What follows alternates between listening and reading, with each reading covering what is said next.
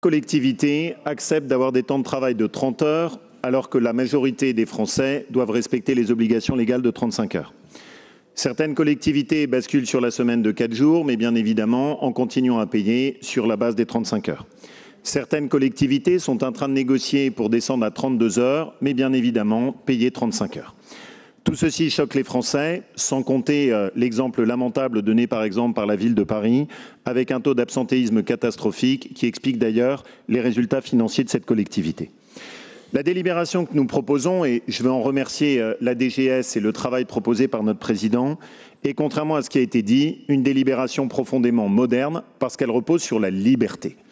Oui, c'est absolument extraordinaire d'entendre encore des discours consistant à dire que quand on propose un choix aux agents, on les opprime.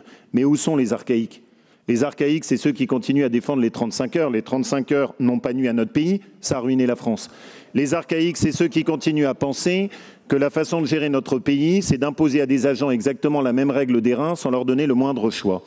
Nous, ce que nous proposons, et oui, c'est une première en France, désolé de vous le dire, ce n'est pas du tout une actualisation législative, c'est de faire tomber le tabou des 35 heures et c'est juste de s'adapter au choix de chaque agent en lui donnant une liberté, avec la possibilité d'avoir un temps de travail choisi et plus libre, avec la possibilité d'avoir plus de pouvoir d'achat. Quand on a par exemple les études de ses enfants à financer, ça peut jouer, 2 000 € par an, ça compte.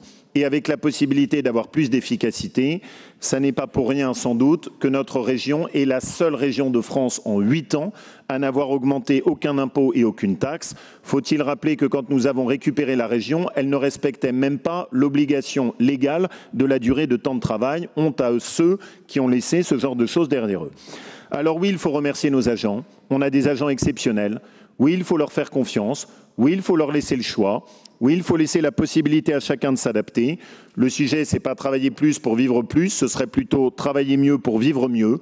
Ici, nous misons sur le travail, la liberté, le fait d'encourager ceux qui se donnent du mal. Nous sommes pour le social, nous sommes contre l'assistanat et nous sommes résolument pour la reconnaissance du travail. Merci à tous.